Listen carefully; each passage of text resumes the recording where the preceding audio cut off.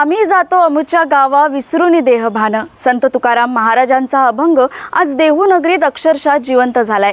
इंद्रायणीच्या काठावर टाळ मृदुंगाच्या निनादात भक्तीच्या तालावर चालणाऱ्या दिंड्या आणि लाखो वारकऱ्यांच्या मुखातून निघणारा ज्ञानबा माऊली तुकारामाचा जयघोष। संत साहित्यांची राजधानी देहू नगरी आज पुन्हा एकदा भक्ती सागरात न्याली आहे।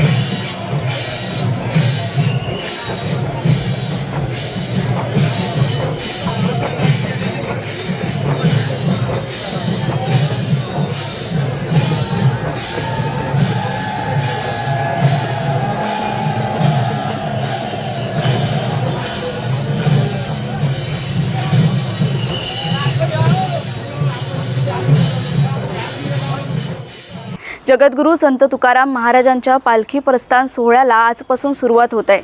या वर्षीचा 340वा पालखी सोहळा असणार आहे। पहाटे 4 वाजल्यापासूनच मंदिरात विविध धार्मिक कार्यक्रमांनी सुरुवात झाली आहे आणि आता संपूर्ण देहू नगरी विठू माऊलीच्या जयघोषाने निनादली आहे। वर्षानुवर्षांची अखंड परंपरा, श्रद्धेचा महासागर हे केवळ एक धार्मिक सोहळा नाही तर महाराष्ट्राच्या अस्मितेचा अभिमान आहे।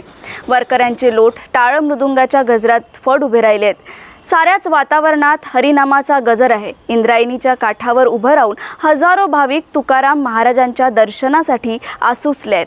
प्रत्येकाच्या चेहऱ्यावर भक्तीचा झरा, पायांमध्ये थकवा नाही, कारण या वारीला देहाची नव्हे तर आत्म्याची प्रेरणा असते। इंद्रायणीच्या काठी टाळ मृदुंग आणि अभंगाचा सुरेल गजर सुरू आहे।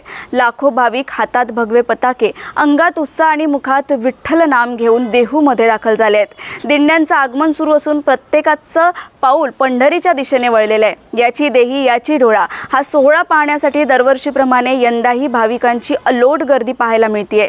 मुख्यमंत्री यांच्या हस्ते संत तुकाराम महाराजांच्या पालखीचे पूजन करण्यात येणार आहे। त्यानंतर पालखी पंढरपूरच्या दिशेने प्रस्थान करणार आहे। या आध्यात्मिक पर्वणीत पावसानेही आपली हजेरी लावली आहे, पण पावसालाही थांबवता न आलेला हा भक्ती सागराचा महासागर, देहूपासून पंढरपूरपर्यंतची ही वारी म्हणजे भक्ती, सामर्थ्य आणि श्रद्धेचा जागर आहे। आणि आजपासून या यात्रेला एक नवा अध्याय सुरू होत आहे। वारकरी विठुनामाचा जयघोष करत, विविध खेळ खेळत या प्रस्थान सोहळ्याचा आनंद घेत आहे। या सोहळ्याचं वैशिष्ट्य म्हणजे ही केवळ चाल नाही, ही चाल भक्तीची आहे।